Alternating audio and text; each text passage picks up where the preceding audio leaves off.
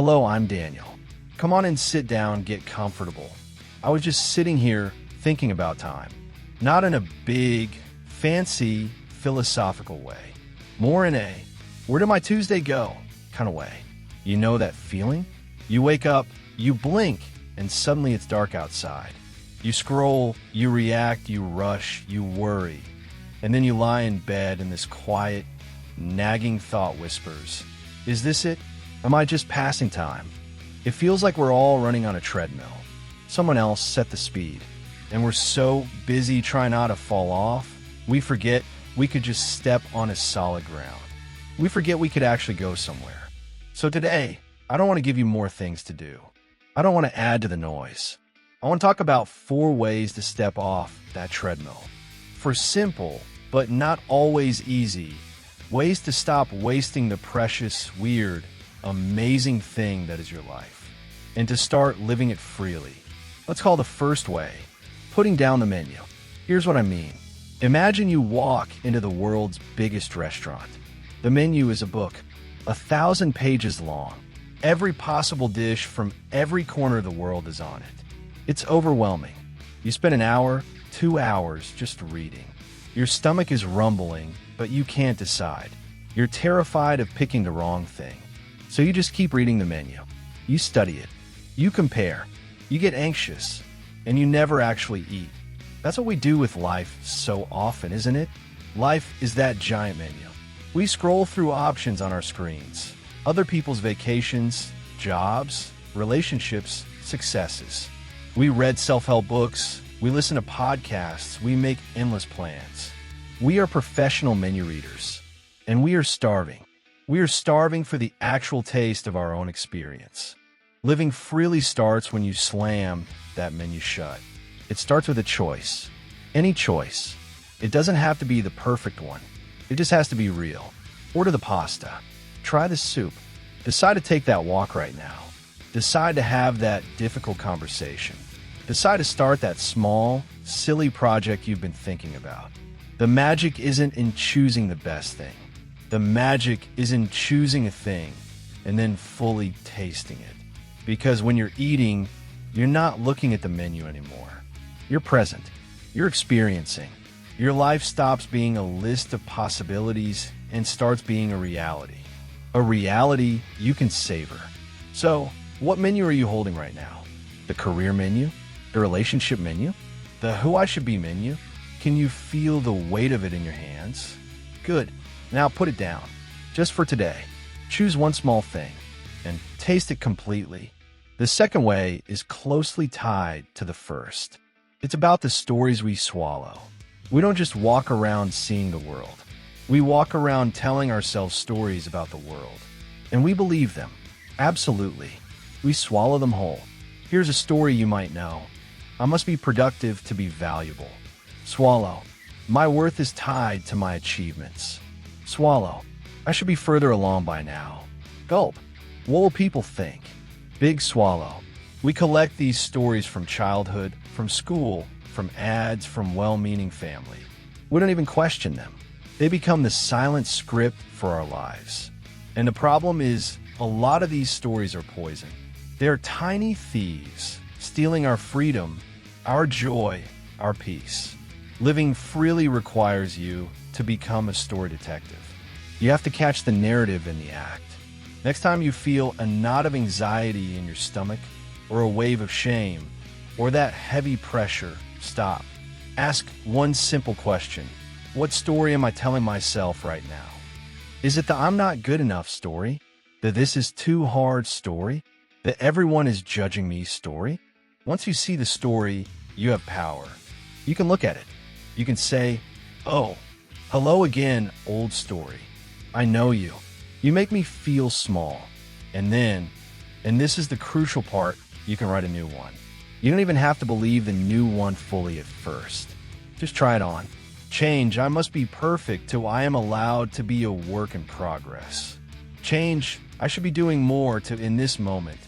I am enough. It feels silly at first, like talking back to a loud, grumpy teacher. But that teacher is a ghost, and you hold the pen to your own life script. You are the author. Start writing sentences that give you air, that give you space, that give you freedom. Now, the third way. This one is a bit sneaky because it's about something that feels very serious. It's about your personal museum of grievances. We all have one. It's a museum we curate in the back of our minds. Room A, people who have wronged me. Spotlit displays of old betrayals, harsh words, past injustices. Room B, my own failures and shames. All the things we wish we hadn't done, said or been. We pay an entrance fee in anger and sadness, and we walk through these rooms every single day. We polish the displays. We give tours to ourselves.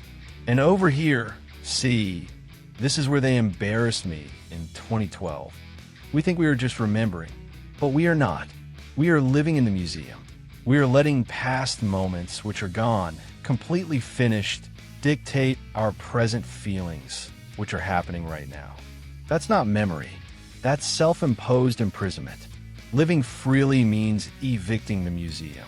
It doesn't mean you forget. It means you stop giving the past your present as a home. Here's a simple practice. When you find yourself walking those old, familiar halls, just notice. Say, I'm back in the museum. Then turn around. Walk out the front door. Feel the sun, the actual sun of this moment, on your face. What is real right now? The chair you're sitting on, the sound of the birds, the breath in your lungs. Not the ghost from 2012. This breath, right now. You don't have to burn the museum down. That's too hard, too violent. Just visit it less. Spend more time in the living world, the world of now, where life is actually happening. The past is a story. The future is a dream. But this breath, this is real. Anchor yourself here. This is where freedom breathes. Finally, the fourth way. It might be the simplest to understand and the hardest to do. It's about the invisible fence. Picture a dog in a big, open yard. But the yard has an electric fence. The dog gets a small shock when it goes near the boundary. After a while, they don't even need to turn the fence on. The dog has learned. It stays in the middle of the yard, in a small, safe circle, even though the whole field is open to it. The fence is invisible, but it is absolutely real to the dog. Our minds build these fences. The fence is called what if. What if I fail? Zap. What if they laugh? Zap. What if I'm not capable? Zap. What if it all falls apart? Zap. So we stay in our small, safe circle. We call it being practical or realistic. But it's not reality. It's a fence we built with our own fearful thoughts. The field beyond it, that's your actual life.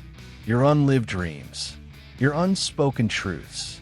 Your potential for joy and mess and learning. Living freely means testing the fence. It means with a deep breath, taking one small, trembling step toward that boundary. You brace for the shock, and nothing happens. The shock was the fear of the thing, not the thing itself. Failure isn't a zap of lightning. It's just feedback. Embarrassment isn't a fatal wound. It's a fleeting feeling. Rejection isn't a cage. It's a redirection. Every time you take a step and the shock doesn't come, the fence moves back. Your world gets bigger. Your circle of freedom expands. You realize the prison was, and always has been, unlocked. The door is open. You were just so used to not touching the handle. So, let's bring this home. Put down the endless menu of possibilities and take a bite of the real food in front of you. Catch the poisonous stories you tell yourself, and gently, firmly, write new ones. Walk out of the dusty museum of past hurts and feel the sun of this very moment, and test the invisible fence of your fears. Step toward it. Discover that the field on the other side was yours all along. This isn't about a dramatic, overnight transformation. It's a direction, a leaning, a gentle turning of the ship 1 degree at a time, away from the waste of worry, of regret, of waiting, and toward the simple, amazing fact of being alive. Your life is not a rehearsal. This is not the waiting room. This is the main event, and it's happening right now. With all its imperfections, its quiet moments, its ordinary beauty. Don't waste it by reading the menu. Don't waste it by believing every scary story. Don't waste it by living in a museum. Don't waste it by obeying a fence that isn't even there. Step off the treadmill. Feel the solid ground under your feet. It's been there the whole time. And take a step, just one, into your own wide open field.